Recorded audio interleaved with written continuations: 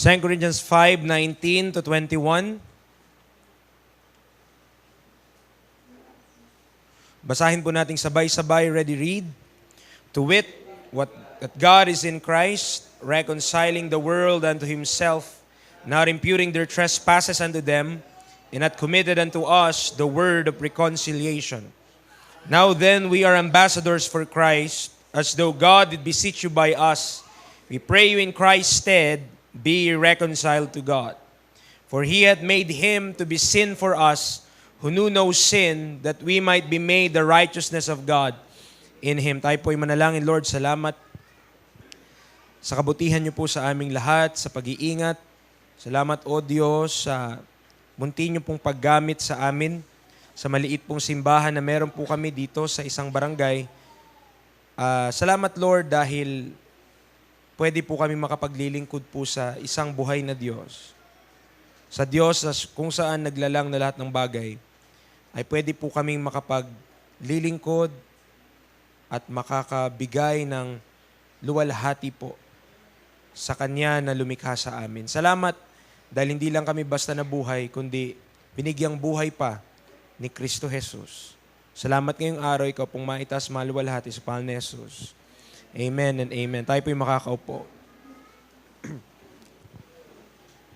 Before we deal with chapter 5, verses 19 to 21, I want to turn our attention on chapter 6.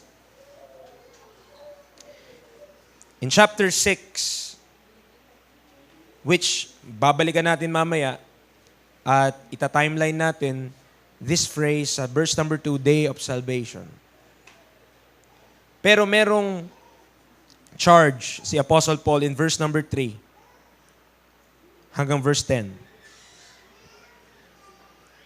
He told the Corinthians, giving no offense in anything, that the ministry be not blamed, but in all things approving ourselves as the ministers of God. And being in the ministry, ito po yung mararanasan po natin. Sabi niya, in much patience, in afflictions, in necessities, in distresses, in stripes, in imprisonments, in tumults, in labors, in watchings, in fastings, by pureness, by knowledge, by long-suffering, by kindness, by the Holy Ghost, by love unfeigned, by the word of truth, by the power of God, by the armor of righteousness on the right hand and on the left, by honor and dishonor, by evil report and good report, as deceivers and yet true, as unknown and yet well known, as dying and behold we live, as chastened and not killed, as sorrowful yet always rejoicing, as poor yet making many rich, as having nothing and yet possessing all things. Now in the ministry of the Lord Jesus Christ, kahit nung panahon pa ni Apostle Paul in verse number 8, there are evil reports and good reports. There are people na hindi ka naman nila kilala, pero pag nagkwento sila, parang kilalang-kilala ka nila. No? Hindi mo kayo nagkwentuhan, pero kaya nilang i-represent ikaw sa pinaniniwalaan mo. In the ministry, there are those people na they could lie straight-faced. Ibig sabihin, kaya nila magsinungaling nang di kumukurap. No? Na para bagang alam na alam nila ang kanilang sinasabi. But if we are experiencing these things, mga kapatid, then we are just experiencing what the Apostle Paul also experienced in the ministry. Nararanasan lang din natin kung ano yung kanya pong naranasan. And in the ministry, it's not always smooth sailing. Hindi palagi na ang lahat ay parang madali lang. Hindi sa lahat ng pagkakataon okay. Hindi sa lahat ng pagkakataon tanggap ng karamihan ang ating ginagawa. We should acknowledge na kung merong mga nagbibintang, kung merong mga nagsasabi ng hindi maganda sa atin, mga kapatid, Satan is against what God is doing. Kontra si Satanas sa ginagawa ng Diyos. So please expect, no? Please expect opposition if we are standing on the truth. Please expect that people will not like what you're doing. Hindi nagugustuhan ng kaaway na dinaganap natin yung ministry of reconciliation. Ayaw ng kaaway na merong masisave. Ayaw ng kaaway na merong makakawala mula sa deception into the truth. In Ephesians chapter 6, ito po yung description ng battle na kung saan tayo po ay kabilang ngayon. Again, we are not in a playground. We are not playing kagaya ng mga bata about sa buhay na ito. We are constantly facing opposition every time we are doing God's will. In Ephesians chapter 6, sabi ni Apostle Paul in verse number 10, sabi niya, mga kapatid, finally, be strong in the Lord and in the power of His might. Put on the whole armor of God. Imagine ang inuutos ng Panginoon or iniutos sa atin, isuot mo yung whole armor. If you are told to wear full armor, meaning to say, we are in a fight. We are in a war that he may be able to stand against the wiles of the devil. Verse number 12, for we wrestle not against flesh and blood. Remember this, hindi po natin kaaway ang tao. Remember this, hindi sila yung tunay na atin pong kalaban. Flesh and blood, kagaya natin, we are flesh and blood. Do you believe so? Naniniwala ba tayo na tayo ay laman at tayo ay dugo? Mayroon kang dugo. So we are flesh and blood.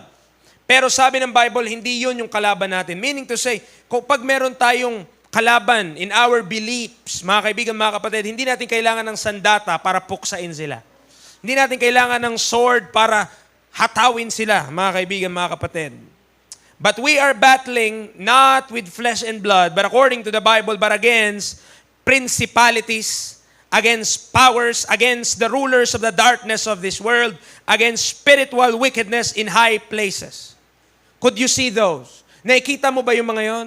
Could you see it with your two naked eyes? Nakikita ba natin yung mga kalaban na yon? No, we could not. Okay? We could not see them in our two naked eyes. What we could see ay mga tao lang. Ang pwede nating makita, the nature, the creation of God na inalaw niya ang ating mga mata na makita. The physical reality, yun yung pwede nating makita. But these truths, in verse number 12, these powers, na kung saan sila talaga yung kalaban po natin, we could not see them.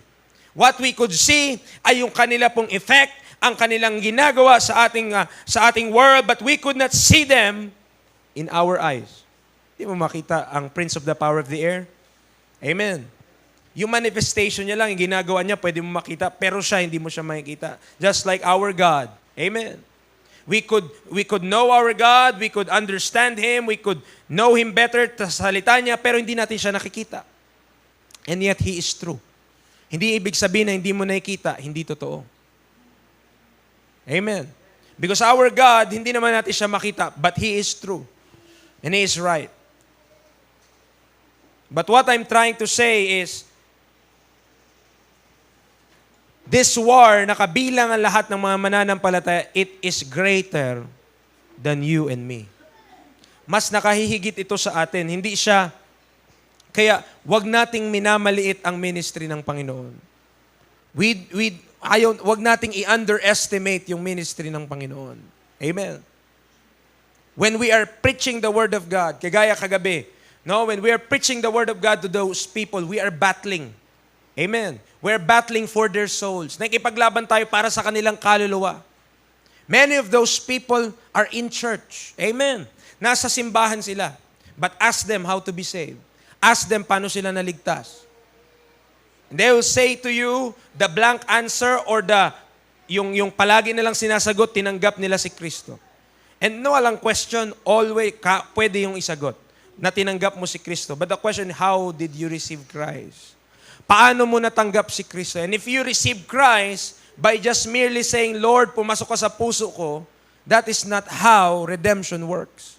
That is not how salvation works, mga kaibigan, mga kapatid. Salvation and forgiveness of sins must be dealt with the cross of Christ, with His death, burial, and resurrection. Kapag hindi nagawa ni Kristo yung kanyang dapat gawin, kahit ngumawa-ngawa ka pa sa Diyos, He will not pardon, He will not forgive. Ang kailangan mangyari is that Jesus Christ must die on that cross, must be buried and rose again the third day. Kailangan mangyari lahat yon for forgiveness to transpire, for forgiveness to happen, para tayo'y mapatawad sa ating mga kasalanan. Do you realize how people have a very shallow understanding of the gospel? Kung paanong napakababaw ng intindi ng marami sa Ebanghelyo ni Kristo. That's the fight we're battling with. Amen.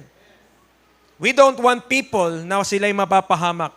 That's why kailangan ipaunawa sa kanila and kailangan ma-preach sa kanila. Again, the Bible says, faith cometh by hearing, and hearing by the Word of God. Kung di nila maririnig ang salita ng Diyos, kung maririnig ng nila ay kwento ng tao, how could they be saved? Remember, to them that are lost, foolishness ang preaching of the cross. But to us who are saved, it is the power of God. So you just need to preach the Word of God, you just need to preach the cross of Christ. Bakit? Because they will receive, maintindihan nila na kailangan nilang sumampalataya kay Kristo Jesus in order to be saved. This is the fight that we're battling with. This is the fight that we are involved with. Kahit anong gusto natin, na tayo lang ay parang wag tayong makialam sa mga nangyayari sa labas. Para bagang may nasusunog na bahay.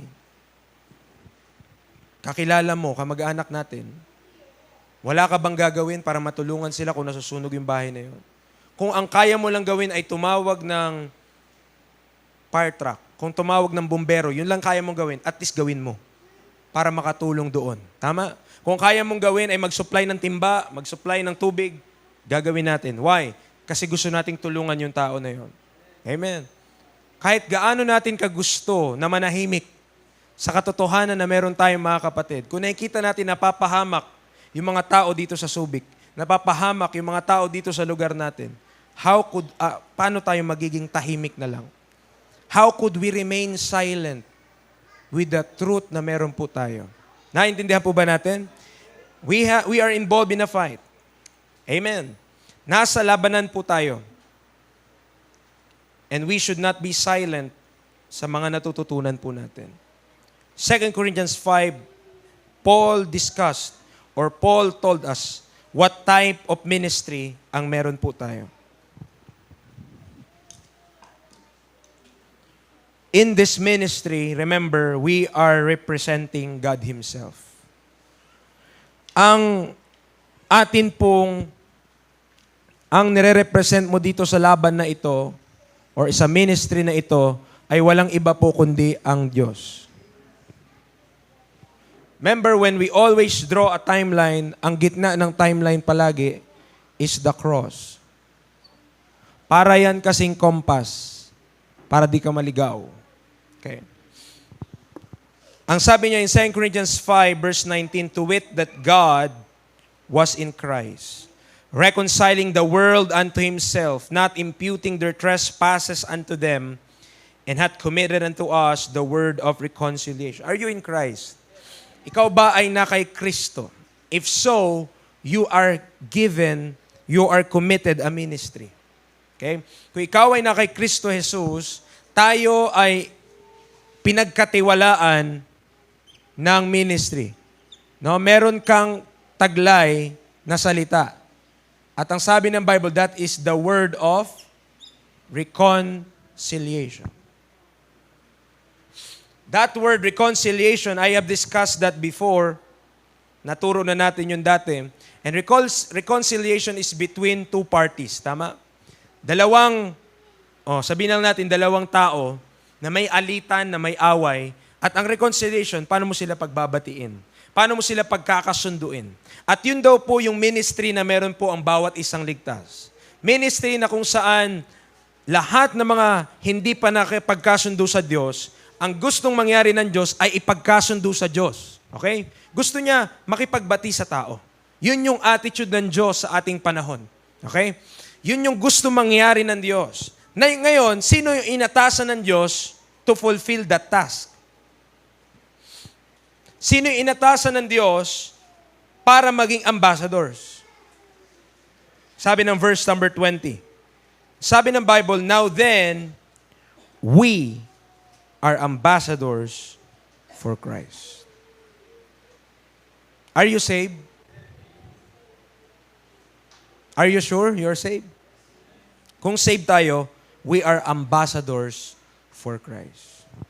Yun yung term sa atin ng Bible, no? Ambassador pala tayo.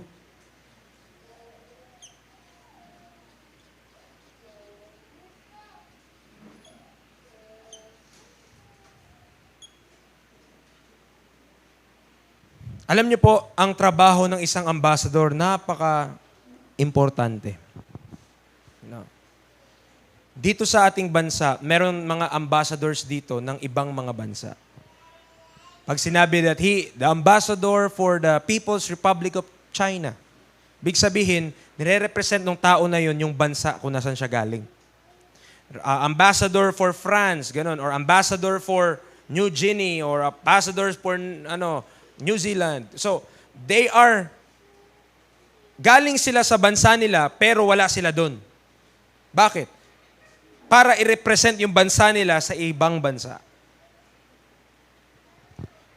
At hindi sila pwedeng magdesisyon on their own. Hindi sila pwedeng magsabi na ito yung gusto namin mangyari. Nang walang utos galing sa kanyang sariling bansa.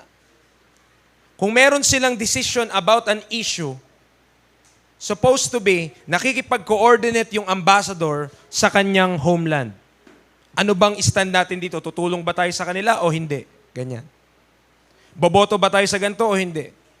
So sila, on their own, hindi sila makapag-decide. Dapat ang ambassador faithful kung saan siya galing. Or faithful kung sino ang nagpadala sa kanya.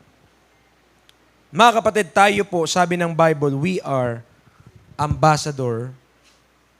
Ano ba? May S ba yun? We are, tama, may S kasi plural yun eh. We are ambassadors. We are ambassadors for Christ. So, sino yung nire-represent natin? Sino yung nire-represent po natin, mga kapatid? We are representing Jesus Christ. We are representing the Lord Jesus Christ. And as ambassadors for Christ, ang ating ministry ay word of reconciliation. Pumunta kami kagabi doon sa Genesis chapter 3. Sige, punta po tayo doon. 2 accounts in Genesis and 1 account in the book of Revelation. But in Genesis chapter number 3,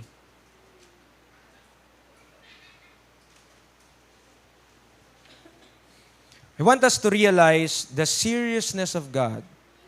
Kung gaano siya kaseryoso when it comes to sin. God is serious about sin. In verse 17, ito na po yung curse. But binasa ko yung 17, but punta tayo. Dahil nasa church naman tayo. Verse 14. Merong curse sa serpent, merong curse sa woman, merong curse sa man, merong curse sa earth. Sa serpent, mawalan na siya ng limbs. Kung dati meron siyang mga kamay or paa, sa verse number 14, the serpent loses all of those. At sabi, upon thy belly shalt thou go. So yun yung curse. In verse 15, the woman, meron pong sabi niya, may enmity between the woman and between, iyon ay, ito prophecy yung 15. Pagdating mo na 16, yun yung curse. Sabi niya, unto the woman he said, I will greatly multiply thy sorrow and thy conception. In sorrow thou shalt bring forth children, and thy desire shall be to thy husband, and he shall rule over thee. So merong curse po na pinataw din sa woman. Nakita natin, no? Meron ng sorrow yung conception. At merong sorrow in bringing forth children. Imagine kung walang sorrow. Imagine pala nung panahon ni Eva, nung wala pang kasalanan, pag nanganak siya, no, parang sa ano lang, parang wala, madali lang. Sipin mo kung ganun lang, no? Verse number 17, and unto Adam he said, because thou hast hearkened unto the voice of thy wife, and hast eaten of the tree of which I have commanded thee, saying, thou shalt not eat of it. Cursed is the ground for thy sake. In sorrow shalt thou eat of it all the days of thy life. Thorns also and thistles shall it bring forth to thee, and thou shalt eat the herb of the field. In the sweat of thy face shalt thou eat bread, till thou return unto the ground, for out of it wast thou taken, for dust thou art, and unto dust shalt thou return. Mga kapatid, yung ginawa ni Eva at ni Adan, sabi ko nga po kagabi, kung tatantsahin ng kahit sino, maliliitan. Kung tatantsahin ng kahit sino, parang sabihin natin, ano bang ginawa niya? Kumain lang naman sila, nagutom lang sila. Bakit naman sobrang lala naman yata ng punishment sa kanila ng Diyos? That's how tayo, in our fallen nature, perceive sin. Pero ibahin mo ang Diyos. God is holy. God is righteous. God is just. Nung tinignan niya yon, He sees it not as eating a certain fruit. Tinignan nyo ng Diyos as disobedience and rebellion to Him. Kaya pagtingin ng Diyos doon sa ginawa nila, merong karampatang parusa. And that's how God works in this universe. That's how God works in heaven and earth. Meron pong punishment ang kasalanan. The wrath of God is there.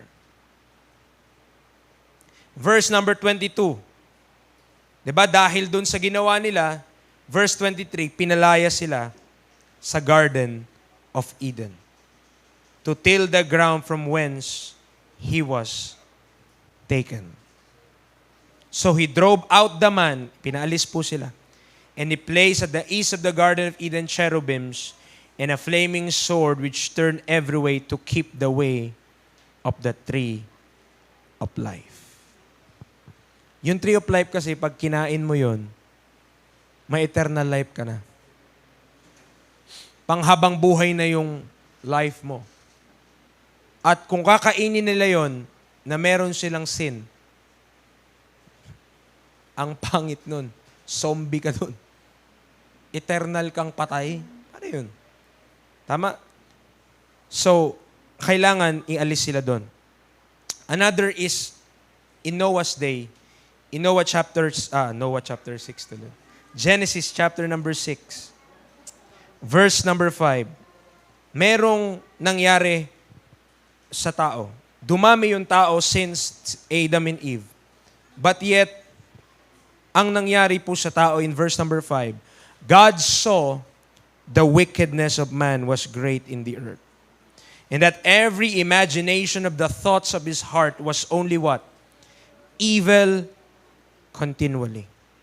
At ano yung naging result nito?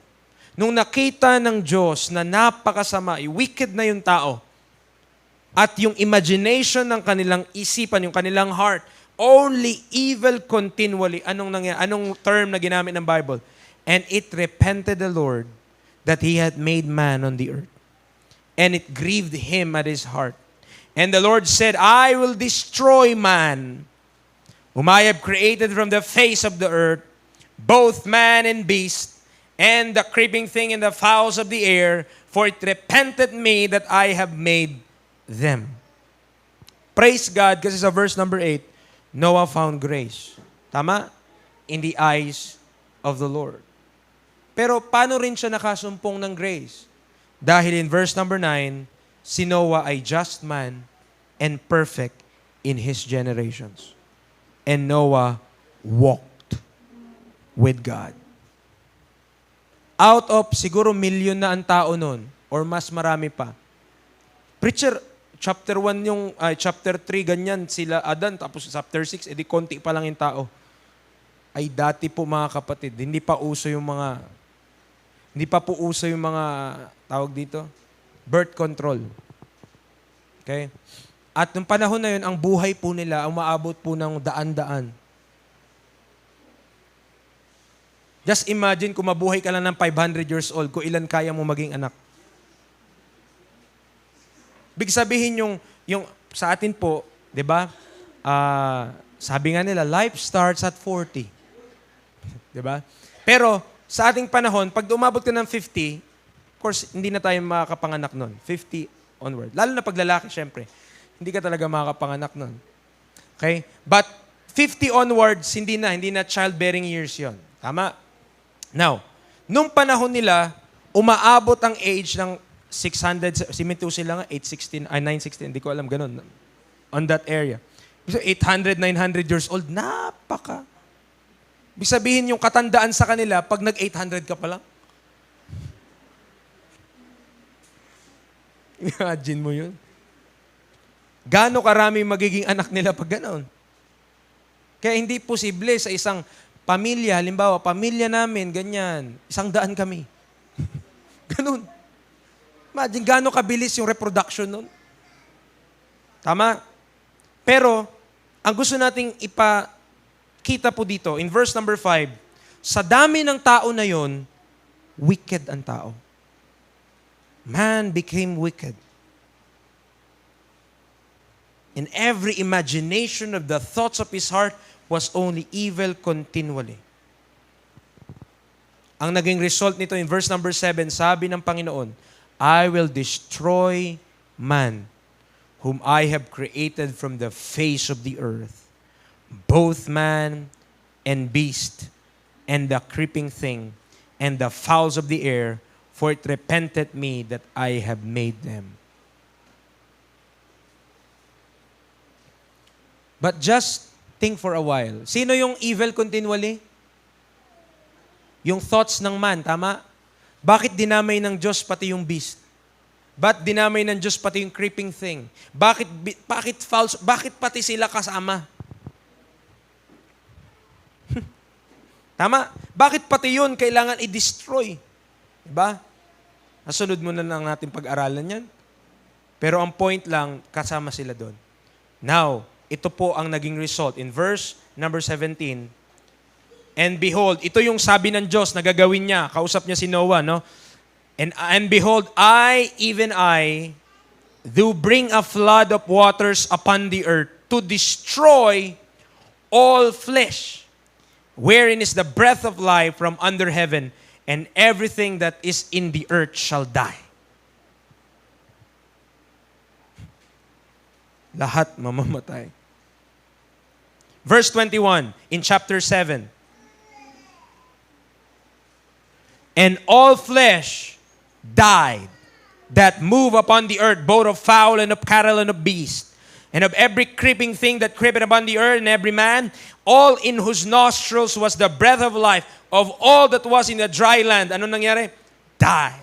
And every living substance was destroyed, which was upon the face of the ground, both man and cattle and the creeping things, and the fowl of the heaven, and they were destroyed from the earth. And Noah only remained alive, and they that were with him in the ark. There was a time in this earth na ginunaw ng Diyos ang sanlibutan sa pamagitan ng tubig. Preacher, where's the love of God? Preacher, where's the mercy of God? Preacher, where's the grace of God? Tama? Pwede natin itanong yun. Those are legitimate questions. Tama naman. Bakit, Lord? Ang dami-dami ng tao. Ba't si Noah lang ang masisave? Ang dami-dami ng tao. Bakit pamilya niya lang? Ang dami nun. Imagine that. Lahat yun was out. Lahat yun patay. Maybe, we could not see the love of God. Di natin, parang sa ating perception, di natin makita. But remember this, our God, yung Diyos nating pinaglilingkuran, it's not just the God of love. He's a God that is righteous. And that means, ang sin, kailangan niyang i-deal. Sin must be dealt with, or else, He is not God that is righteous. Kung hindi i-deal ng Diyos yung kasalanan, hindi siya Diyos na matuwid. Diyos-Diyosan lang siya. Pero ang Diyos na matuwid, kung dumating sa point na kailangan niyang wasakin even yung kanyang nilikha, He will do it for justice. He will do it for righteousness. Preacher, where's hope? Nasaan po yung pag-asa doon? Tama? Makikita natin mamaya. Revelation 21:8, tatalon tayo in the future. One day, this earth will face this day. Not yet now. Pero ang sabi ng Bible in Revelation 21:8, there will be a time and there will be a place na pagtatapunan ng mga mababanggit. Revelation 21:8, the Bible says, but the fearful and unbelieving and the abominable and murderers and warmongers and sorcerers and idolaters and all liars shall have their part in the lake which burneth with fire and brimstone, which is the second death. Amen. Merong lugar nang sabi ng Bible, this is called the lake of fire. And this place, hindi po maganda. Okay? Hindi po masaya dyan. This place burneth with fire and brimstone. This place ay second death. Sabi, ito yung ikalawang kamatayan. At marami mga tao shall have their part in this lake. Pag umakyat ka sa verse 14, maintindihan mo, bakit lake of fire yun, preacher? Itatapon po doon ito. And death and hell were cast into the lake of fire. This is the second death. Nakita po natin? So lahat ng mga nasa impyerno, itatapon po yun sa lake of fire one day. And sabi niya, verse 15, whosoever was not found written in the book of life was cast into the lake of fire. Romans chapter 1 verse 18. Romans chapter 1 verse 18.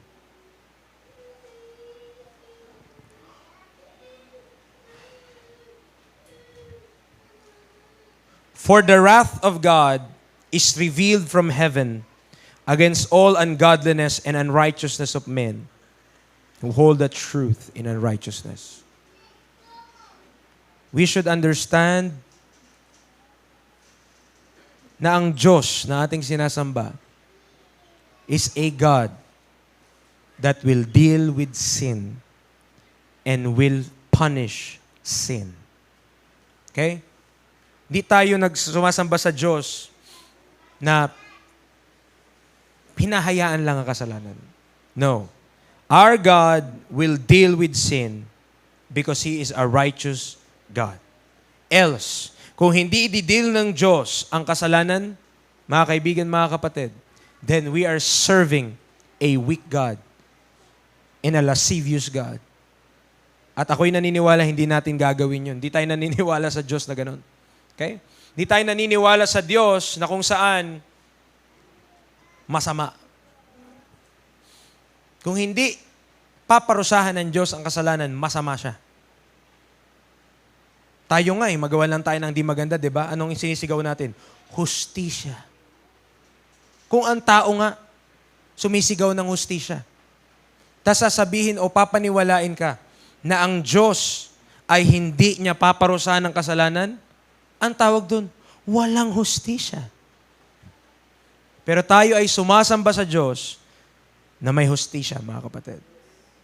Kung anumang maranasan nating injustices dito sa lupa, one day lahat yan judged perfectly by God. He will judge it perfectly, He will bring His judgment to pass swiftly and in order and talagang tama po. Okay? Kung ano man ang hindi mo makuhang justice sa lupa, one day you will get that justice sa Panginoon. The righteous God judges sin righteously, and His wrath should be satisfied. Ephesians chapter 2.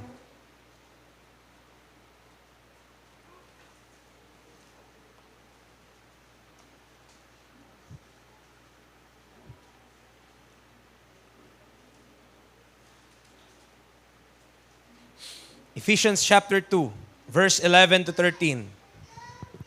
Anong sabi? Wherefore remember that ye being in time past, Gentiles in the flesh. There was a time called time past.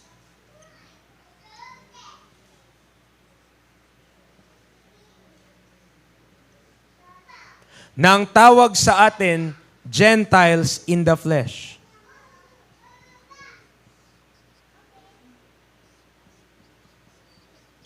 That at that time ye were without Christ, being aliens from the commonwealth of Israel and strangers from the covenants of promise, having no hope and without God in the world. No hope without God. Kailan yon? Time past. Kailan ang time past? Before the cross. So there was a time na tayong mga Gentiles in the flesh, tandaan nyo, in the flesh. Gentiles po tayo sa flesh. Hindi tayo circumcision. We are uncircumcision. Preacher, sa Pilipinas, tinutuli din naman ng mga lalaki pag grade 6. Ang mga Hudyo, tinutuli po on the 8th day. Malaki pong diferensya yon. No? So Gentiles in the flesh tayo, wala tayong pag-asa without God. Why? During this time, before the cross, remember, the whole world ang wino-worship idols. Creatures made by man. Ang tao ang lumilikha, ang tao ang naglililok, ang tao ang gumagawa, sumasamba siya sa kanyang mga nakikita o kahit sa mga anghel. Ang yung sinasamba niya, araw, bituin, buwan, di ba? Yun yung sinasamba ng tao. During this time, we are no hope and without God. Ang sabi ng Bible, ang tawag sa panahon na yon, time past. Wherefore remember, sabi niya, that ye being in time past, Gentiles in the flesh. Yan ang sabi ng Bible. Amen.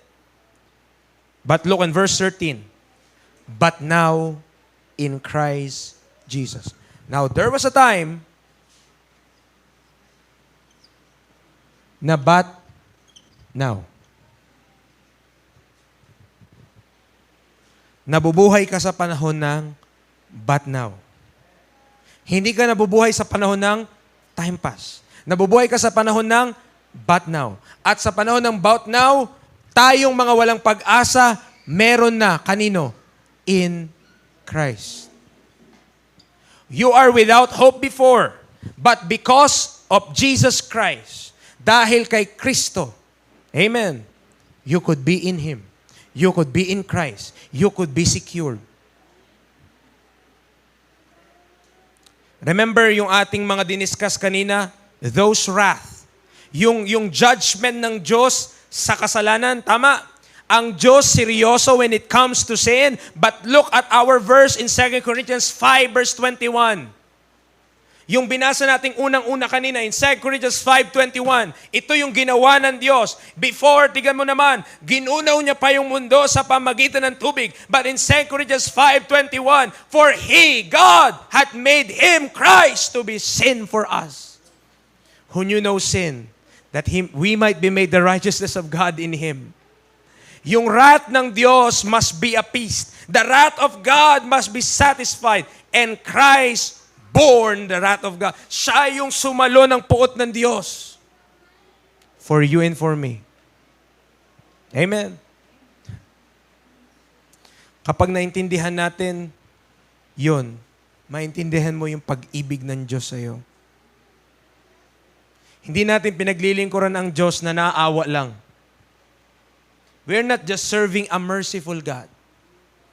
Praise God because we are serving not just a merciful God, not just a gracious God, but we are serving a perfect and righteous God na kung kinakailangan na siya mismo ang mamatay para sa tao, gagawin niya para maligtas lang ang tao.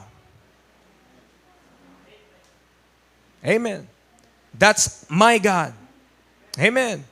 Hindi ako na-save lang dahil ginusto lang ng Diyos na, sige, save na kita. Okay. Paano mo ako na-save, Lord? Trip ko lang. Hindi ganoon. He is the just and the justifier. Yun yung title po ng Diyos. Tandaan po natin. He is the just and the justifier.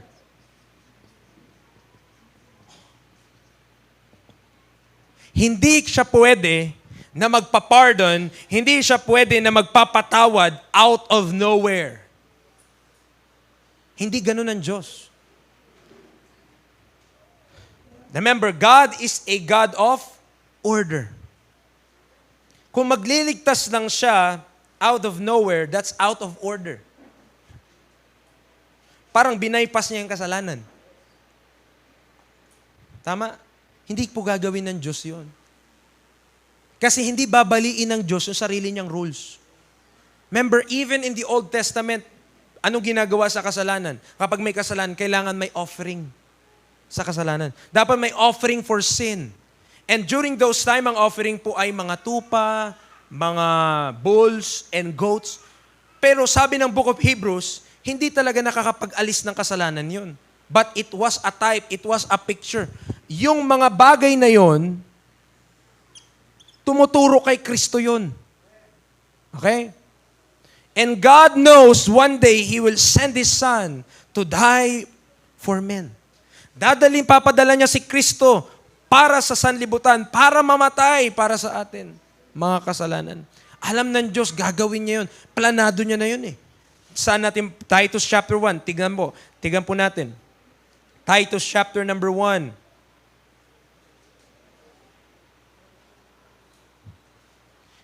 Verse number 2. Though wala siyang pinagsabihan, yet ito po yung nakalagay. Titus 1 verse 2. In hope of eternal life, which God that cannot lie promised before the world began. Merong panahon ng time pass, meron ding panahon na before the world began.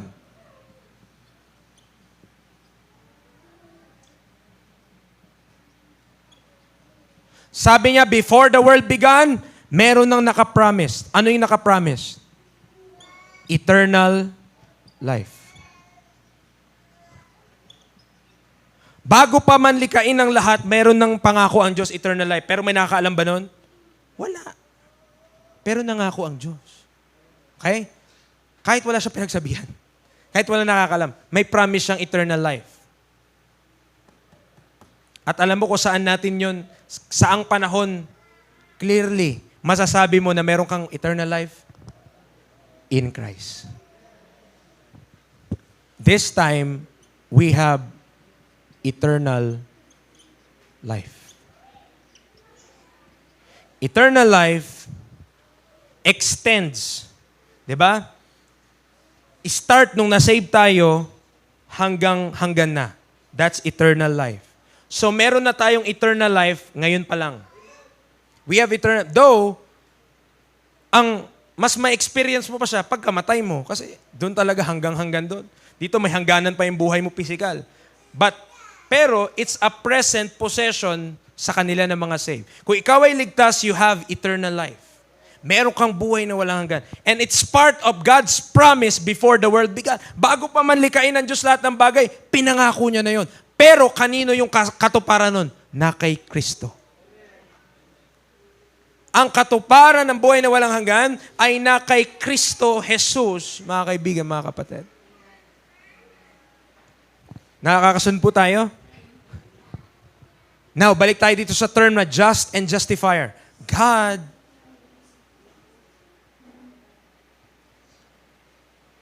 will not bypass His rules, His order sa kanyang creation. Okay? Ano ibig sabihin nun? Kahit pa powerful siya, dadaan siya sa tamang process. Parang ang halimbawa natin, gawin na natin halimbawa just for us to konting maintindihan.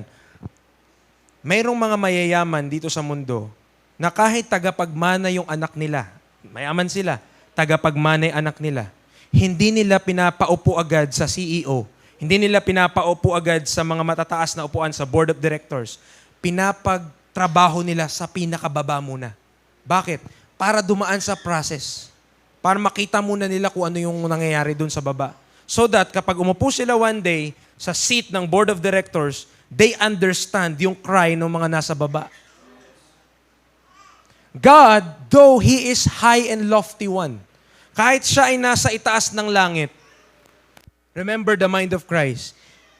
Christ became obedient. He became like a form of a servant and was made in the likeness of men. Naging tao siya. You see that from glory, He became a man. From riches, He became poor. From throne, He suffered. Grabe humiliation na yun. Tama. Mga politiko, tinatry yun. Mapanood ka, umiinom sa plato. Naalala niyo yun? Diba? Hindi naman humiliation yun eh. Trip-trip lang nila yun. Pero si Kristo, totoo po mga kapatid. Nung si Kristo ay naging tao, hindi siya nagpa-special treatment. Isipin mo, kahit saan siya sigurong papasok na lugar, pwede na libre siya lahat. Uy, papasokin mo ako dyan. Bakit naman? Aba, ako gumawa nitong lahat ng nakikita mo. Baka gusto mong paulanan ko to ng apoy kapag di mo ko pinapasok. Kaya niya ba yun? Kaya niya. Baka makapangyarihan siya. Sa kanya lahat ng bagay, kayang anghel nga magpadala siya. Ora mismo nandun eh. Pero hindi niya ginawa lahat yon. Ibig sabihin, yung rights ni Kristo, nung panahon na siya'y naging tao, parang hindi niya kinlame. He became obedient lang sa will ng Father. Even the death of the cross. Even ma-humiliate siya, even hanggang doon, even sa kamatayan. Why? Because God is the just and the justifier. Na kapag ang isang tao sumampalataya sa ginawa ni Jesus Christ, masasabi ng Diyos na iligtas niya yung tao na yun. Bakit? Kasi dahil kay Kristo, hindi dahil sa atin. Ang nagliligtas po sa atin, tandaan po natin ito ha. Yes, we are saved by believing. Tama yon. Pero believing in itself, wala namang power yun eh. Nakuha nyo? Anong meron sa believing na makapag-save sa'yo? Unless, kapag naniwala ka, ibinibilang lang ng Diyos yun na, dahil ginawa mo yung pinapagawa ko, isi-save kita. Ang nagsisave, mga kaibigan, mga kapatid, ay Diyos. Okay? Pero kailangan niyang makita na naniwala ka. So kapag naniwala ka, isave ka niya. Believing, kahit malakas pa mananampalataya, sabi nga kahit ang pananampalataya mo ay parang mustasa lang napakaliit. Pero kung yung pananampalataya na yun, maipwesto mo sa tamang kalalagyan o kay Kristo, sapat na yun. Bakit? Kasi ang nagliligtas, hindi yung laki ng pananampalataya mo. Hindi yung lakas ng pananampalataya mo. Hindi yung kahit ang pananampalataya mo. Ang nagliligtas ay kapag yung pananampalataya mo, nilagay mo sa tamang pwesto, ang Diyos just siya. I-justify ka niya because of Christ.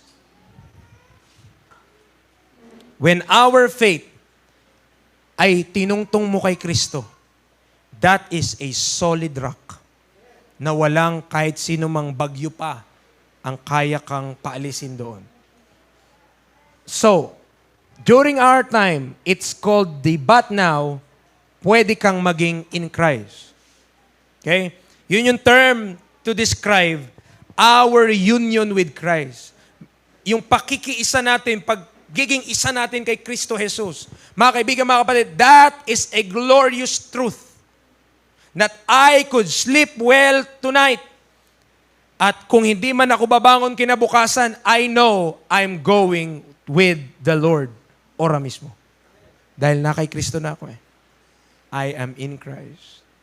Amen. Dadagdagan pa natin, 2 Peter 3:15. 2 Peter 3:15.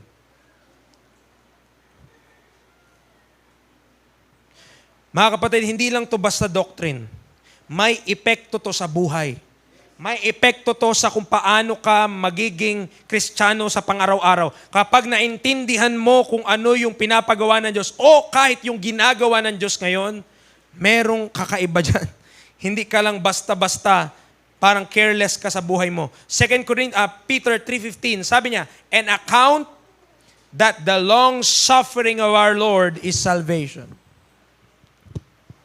Lagay natin to, one day, we will be raptured. Tama? To meet the Lord in the air. So clouds, it represent the rapture. Sabihin lang natin ganon. And after the rapture, we will be entering a 7 years, as sinasabi ng Bible, na day of Jacob's trouble.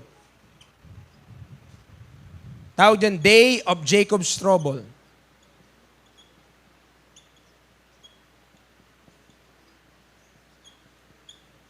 Nangyayari na to? Papasok ba tayo dito? Sinong papasok ng tribulation period? Tandaan nyo, meron tayong hope. Ang tawag natin, blessed hope.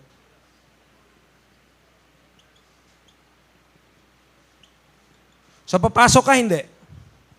May blessed hope nga eh. So, bago mangyari yan, akyat na tayo. May rapture na. So, nag-occur na yung rapture before this transpires. If this is the day of Jacob's trouble, ano yung panahon natin ngayon? Sabi ng 2 Peter, long suffering of God.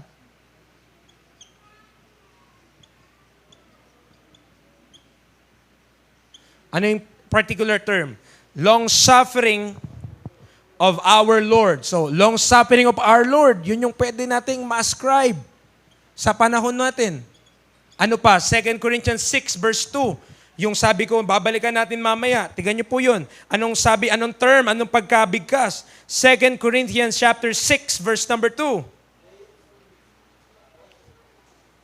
For he saith, I have heard thee in a time accepted, and in the day of salvation have I succored thee. Behold, now is the accepted time. Behold, now is the day of salvation. So kung ito, day of Jacob's trouble, ang ating day, day of salvation.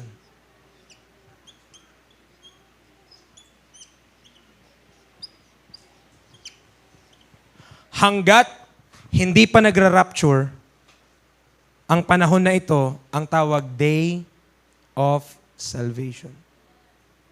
Day of salvation. This is the time that you want to be saved.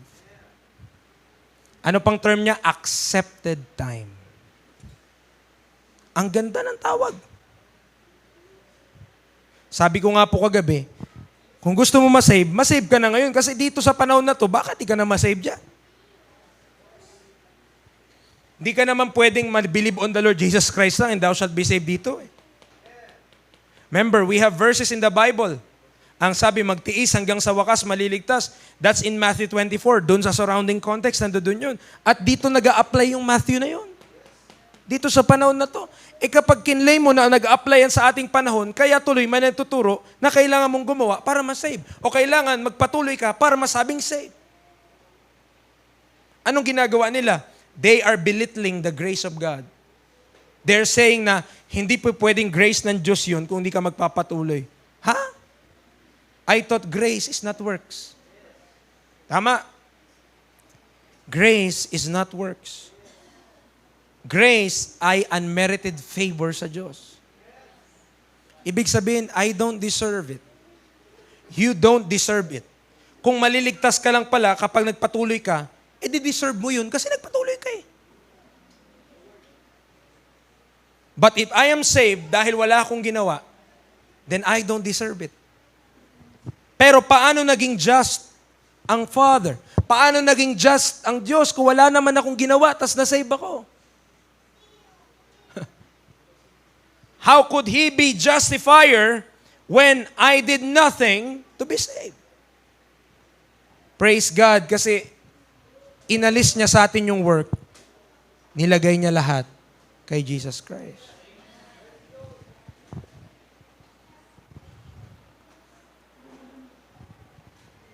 Kaya ka na libre sa dagat kasi may nanlibre sa'yo.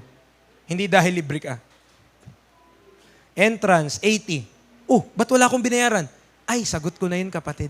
Ay, salamat po. No? Kaya wala kang binayaran kasi merong umako nung dapat mong bayaran. Kaya sa kaligtasan, wala ka nang gagawin kasi may gumawa na ng dapat mong gawin. Nakuha po natin? Tinapos na ni Kristo yun. That's why inintroduce sa atin from time past we have this day, ang tawag ay Day of Salvation, na kung ikaw ay mananampalataya doon sa ginawa ni Jesus Christ para sa iyo at para sa akin, ikaw ay magkakamit ng eternal life and also you will be in Christ. And that means if you are in Christ, you're forever saved. Walang hanggan na yun. Amen. Ephesians 3 verse 2. Ephesians 3 verse 2. Nawa, sa daming beses na natin na ganito, na ano na natin, kaya na rin natin gawin siya. No? Ephesians 3 verse 2, anong sabi ng Bible? If ye have heard of the dispensation of the grace of God, which is given me to you, word. Kaya pag nabasa kang ganyan word sa Bible, huwag kang matatakot. Biblical word siya. At ang dispensation dito ay dinidispense niya lang, binabahagi niya lang yung grace of God.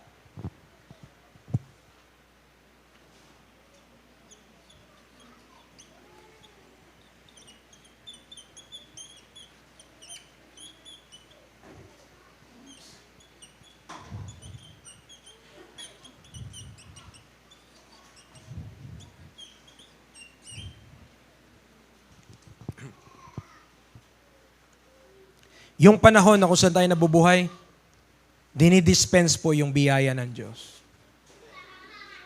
Ito po tanong ko. Sa panahon po ba natin ngayon, kahit sino pwedeng masave? Kahit sino? Kahit Illuminati? Iba, nagdududa na. Kahit mamamatay tao? Sabi iba, teka lang, ibang usapan na yun . Nakapatay na yun . Yung lamok lang napatay, pwede pang masave yun. Pero patay na ng tao to.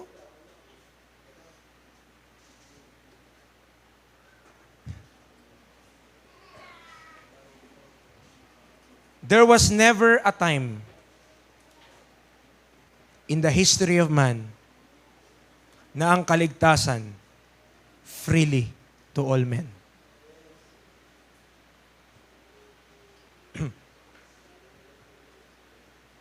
Alimbawa na lang, di ba, diniscuss natin yung panahon ni Noah. Tama? Yung Noah's, yung disaster, yung world flood na yon. Ito po. Ilan lang inaligtas dong tao? 8 souls. Tama? 8 souls. Pero kayo ba naniniwala, lahat ng mga taong namatay nun, nagsisisi na sila nung muulan na? Sisisi na sila. Bakit di na sila pinapasok? Ba't di na sila pinapasok? Wala na po. Wickedness na kasi. God must deal with it. Pero, kung mababasin natin, hindi talaga siya kaparehas ng panahon natin na kahit sino, pwedeng masave. Na kapag binahaginan mo ng gospel, that person, kung magtiwala siya kay Kristo, ligtas siya. Not so before. Preacher, may grace din naman nung panahon ni Noah. Yes. Sino nakatanggap? But Noah.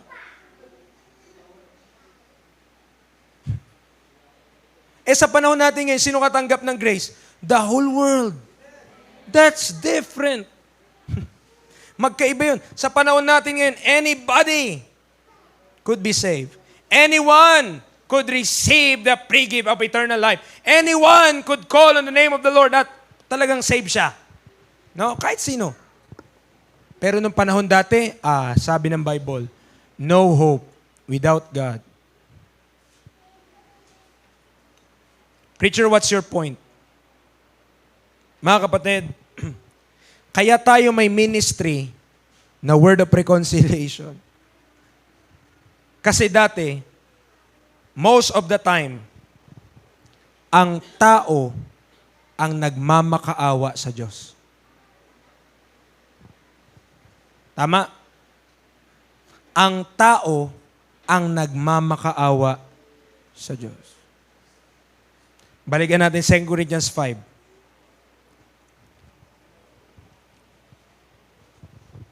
Verse 20.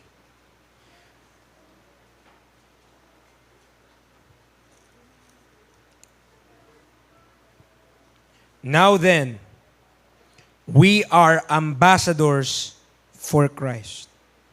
As though, listen, God did beseech you by us. We pray you in Christ's stead. Be ye reconciled to God. Sa panahon pong ito, ang Diyos ang nakikiusap sa tao. Sa panahon po natin ngayon, hindi tayo yung nagmamakaawa sa Diyos. Lord, ligtas mo ako, Lord. Lord, patawarin mo ako, Lord. Lord, please, patawarin mo ako sa lahat ng aking mga kasalanan. Mga kaibigan, mga kapatid, God had already showed His grace. God had already showed His mercy when Christ died for our sins.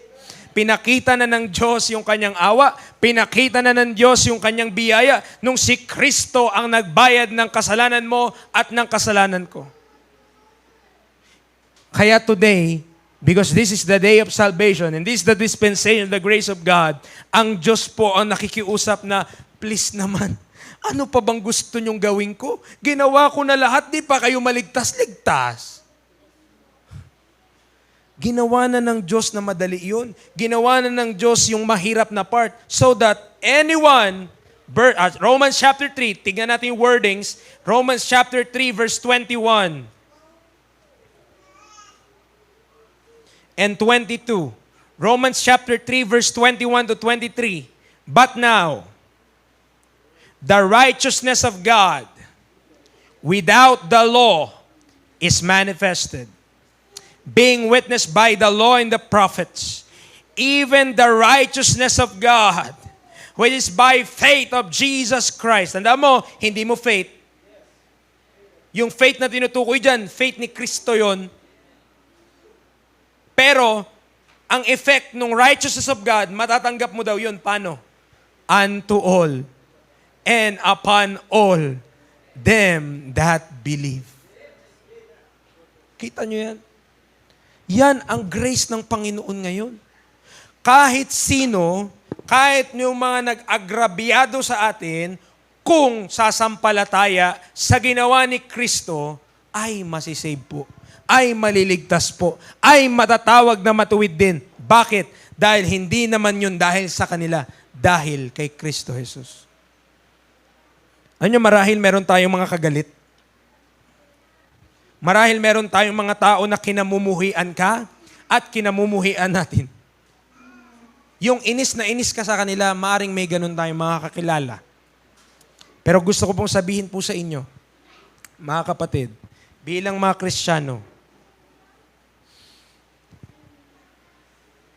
kung ang Diyos nga, alam mo yung kanta na parang, He looked beyond my faults. Ginawa yun ng Diyos sa atin eh. Amen? Ibig sabihin, ang dami nating kasalanan, pero bakit sinave tayo? Kasi grace ng Panginoon yun. And the same grace na nag-teach sa atin o niligtas tayo, yun din naman yung gusto ng Diyos na meron tayo, mga kapatid. Kahit gaano ka pakagalit sa isang tao, please, we need to pray for them. Anong sabi ni Paul? We pray you in Christ's stead. Be ye reconciled to God.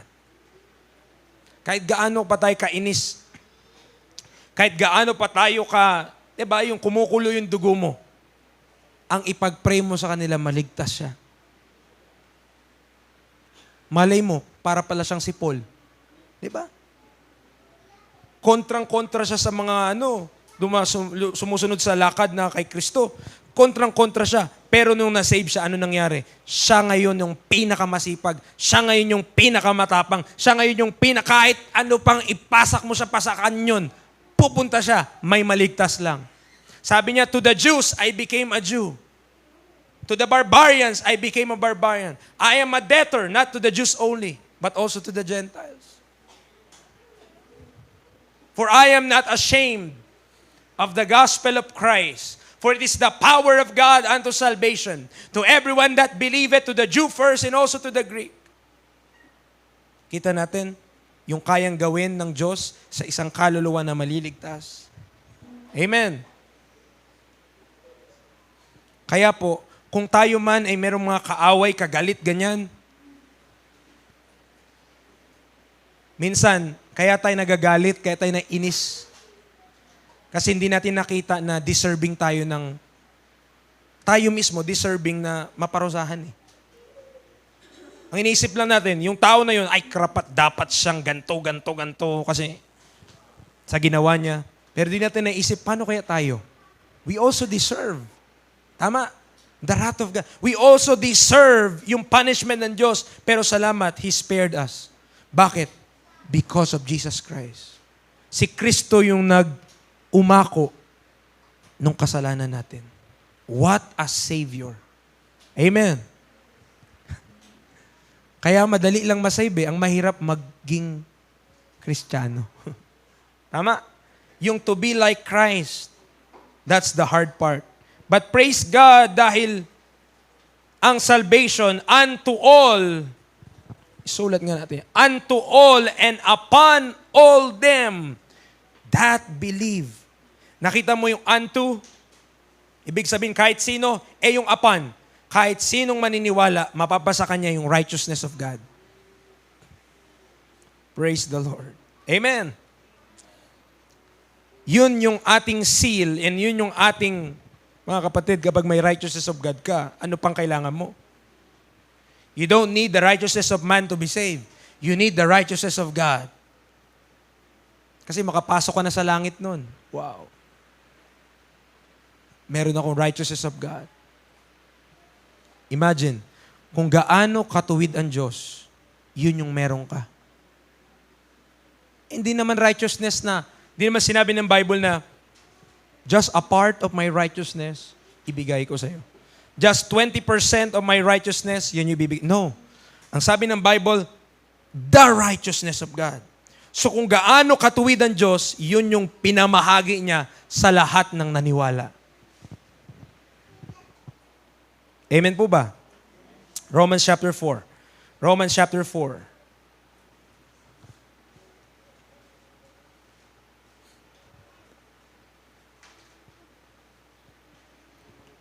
Verse 5, but to him that worketh not.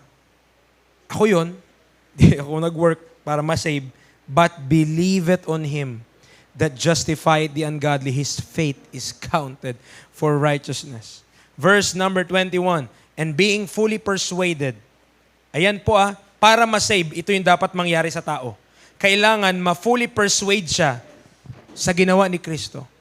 Kailangan ma-fully persuade siya na hindi yung ating works, that it is the work of Christ.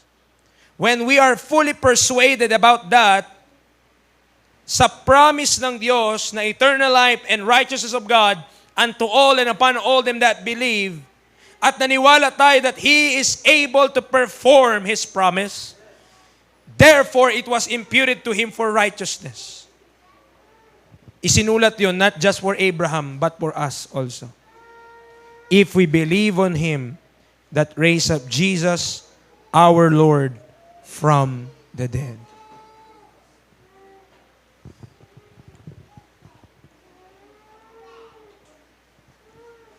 Ibig sabihin, kapag nag-share tayo ng gospel, pag pinamahagi natin mabuting balita ng Diyos,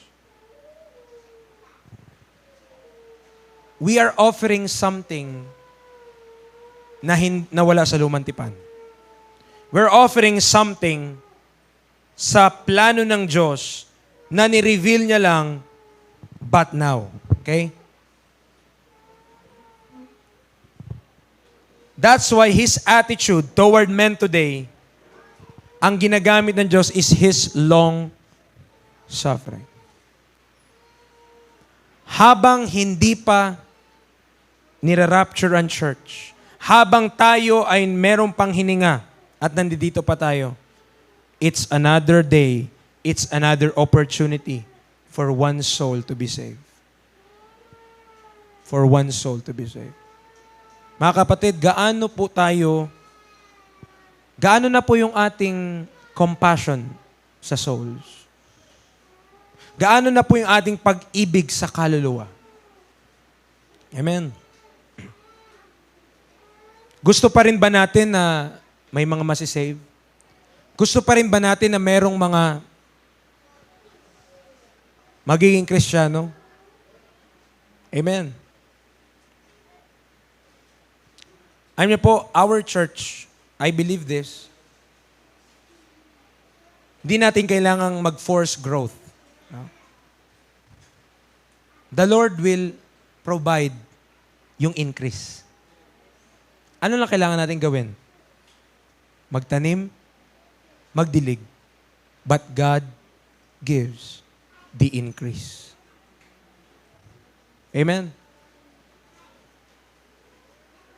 Tayo nga, sa bilang natin, marami na nga tayo eh. Actually, marami na tayo mga kapatid. Pero kung tayo individually, in our number, will be serious about the work of God, na hindi natin tinitignan ng church as parang idea kasi yan ng mga malalaking simbahan na parang ang church pinupuntahan lang weekly. Parang ganun ba? Parang pang Sunday lang or pang Wednesday lang, ganun. The church is not supposed to be that way. Dapat excited tayo pag church kasi that will be your time na magkakasama yung mga magkakapatid sa Panginoon. Kapag nasa sa labas tayo, you're doing your ministry. Kung nagtatrabaho tayo, you're doing your ministry. That's your ministry to your family. If you're at home, nagluluto ka, you're doing your ministry. That's being a mother. That's being, that's the ministry. Ano pang iniisip nating ministry? Yung nagsishare lang tayo sa labas? No. Kapag tayo ginagawa natin yung ating domestic duties, that's also a ministry for the Lord. Kapag nagtatrabaho ka sa labas, kumikita ka ng pera para sa iyong pamilya, that's also ministry for the Lord. Para saan ba yung pera na yun? Iniisip kasi natin ministry, ay kapag nasa church ka lang, kapag nag-share ka ng gospel, kapag umawit ka, no. Kahit nagluluto ka sa bahay nyo, ministry yun. Kaya nga, wag ka dapat nakabusangot. Pag naghugas ka ng plato, hindi mo ba alam ginagawa mo yun para sa Panginoon? Kasi ino-honor mo ang magulang mo. Hala. Akala mo, ministry, kanta-kanta ka dito, paawit ka dito, pero sa bahay nyo, tamad ka. Hindi mo naiintindihan ang ministry. Hindi pa pumapasok sa isip mo, hindi pa pumapasok sa puso mo. Sipin mo yung kapatid mo nakatingin sa'yo. Paano mo mawawin yung kapatid mo? Ang galing mo magsalita. Pero sa ugali natin, ang pangit. Sa pagsunod natin, sablay. Paano mo mawawin yung kapatid mo? Sabihin mo na sa'yo si Kristo, pero, di ba, sumasablay doon. Brethren, the ministry, by the grace of God, nag-grow tayo, tama? Okay. The ministry is not all about nung sharing lang ng gospel kapag, kunyari, mag-set tayo ng date. Bukas, kailangan ministry day. Ay, hindi ganun. Maaring bukas, italaga mo as evangelistic day. Pero, it doesn't mean na habang nagpe-prepare ka ng pag-ain, habang nagtutupi ka ng mga labahin, o hindi ba lalabahin, ng mga napaglabahan na, no? Habang naglalaba ka, habang lahat na ginagawa, ano sabi ni Apostle Paul? In everything that we do it heartily as to the Lord and not unto men. Ibig sabihin, in every day, at lahat ng iyong ginagawa, that's the ministry. Preacher, kahit nagtatrabaho ko sa labas, kahit ganun lang ginagawa ko, ministry, yes. Kasi kung save yung family member mo, ginagawa mo rin yung para sa kanila, tama? For whom Christ died. So wag natin minamaliit. Halimbawa, nagtatrabaho sa labas. So wag natin minamaliit. Ano ba yan? Puro yung trabaho sa labas. Kami dito, soul winning kami. Kami dito, nagbabahagi kami. Ano naman? Siya, ginagawa niyo yun para magawa mo yung gusto mong gawin.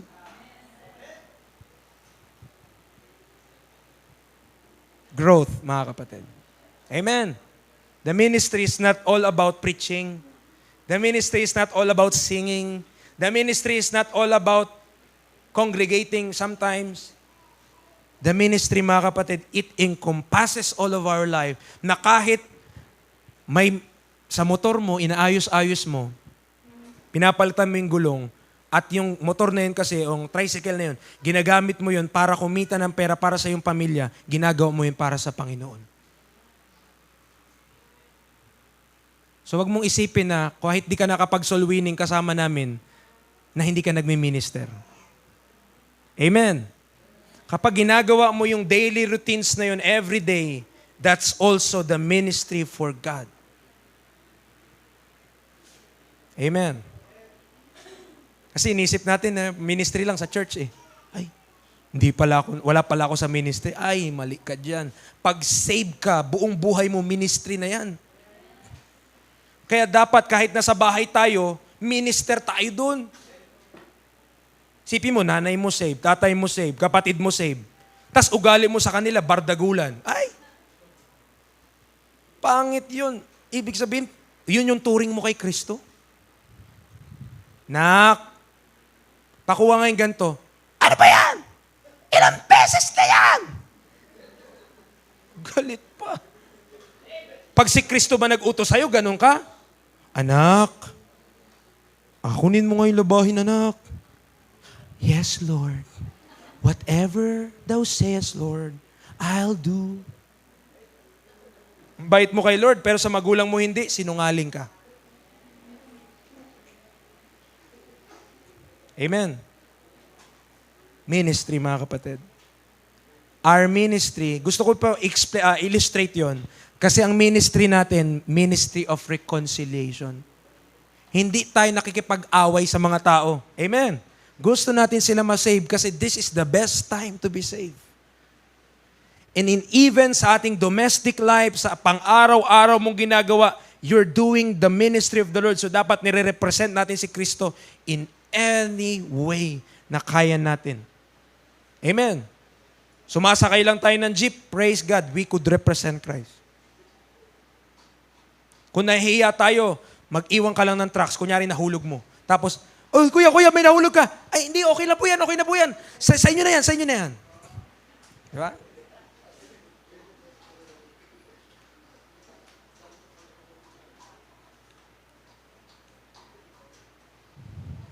Now to close na lang mga kapatid. Yung sa Romans 4, dito po, verse number 24. Tignan nyo. But for us also, to whom it shall be imputed, if we believe on Him that raised up Jesus our Lord from the dead.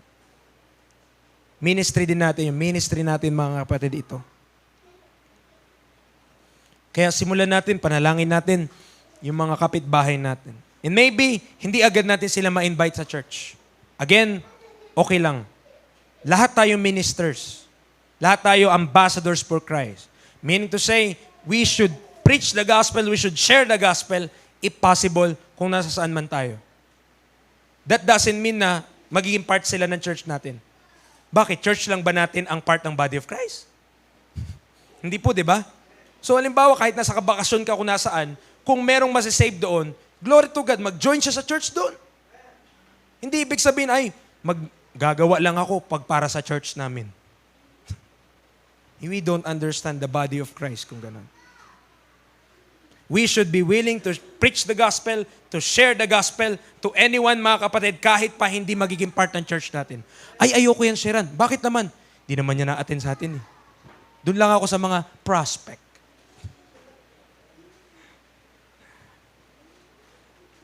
We have a ministry, mga kapatid, and it is called Ministry of Reconciliation. Pinapagkasundo po natin yung tao sa Diyos. One day, wala na lahat ng mga paghihirap natin, lahat ng mga pinoproblema natin, mga bayarin, lahat ng mga praise the Lord. Wala na lahat. Amen. Iiwanan mo yan lahat. Pero anong sabi ni Paul? What is our crown of rejoicing? Are not even ye in the Lord? One day, pag umakyat tayo doon, matutuwa ka, ito yung mga tao na nabahaginan ko ng gospel. Praise God, save sila. Amen. Wala na doon na, may awarding ba doon na, praise God, ikaw ay nakapasa sa ganito ganyan. No. It's all about souls in eternity. Make our life count, mga kapatid. Amen. Make our life count. These things are important to realize and understand para maintindihan mo what's our ministry today. Tayo po ay manalangin. Lord, thank you so much for grace and strength to preach your word this morning. No, Lord, marami po sa amin. We have problems. We have struggles. We have difficulties. We have excuses on why we could not be in church every time. But Lord, I pray na tulungan niyo po kami. Panginoon, di po kayo nagkukulang. Kami lang po nagiging masuwail, kami lang po nagiging hindi masunurin, pero kayo po, Panginoon, laging sapat po ang inyong biyaya. Kaya tulungan niyo po kami, Lord, na mas maging matapat. Not to be saved, but because we are saved in Christ. Thank you, Lord, dahil ang salvation mo, hindi mo binabawi. Thank you, Lord, na ang salvation mo, hindi conditional. Thank you, Lord, na ang inyong salvation is permanent and forever, eternal life. Thank you, Lord, for these blessings. But help us, Lord, to live in light of these truths, na kami, Panginoon, magsisipag, na kami, Panginoon, magiging masigasig because we have the truth of God. At hindi pa pwede na kami magiging tahimik na lang sa katotohanan po na ito. Lord, help us to continue in the faith, to be grounded and settled, to be established. Thank you, Lord, for today. Maging sa gawain po mamaya, maging sa libing po, Lord, help us to minister. Even in our presence po doon, makatulong na rin sa family ng bereaved. And Lord, thank you dahil we are nothing, we are no one, we are nobody. But kami, Panginoon, ay inalaw mo na magpartake sa mga ganong uri ng ministry. Lord, we don't take that for granted. Use us, each and every one of us, from the little children to the adults. Use every one of us for your glory. In Christ's name we pray. Amen and amen.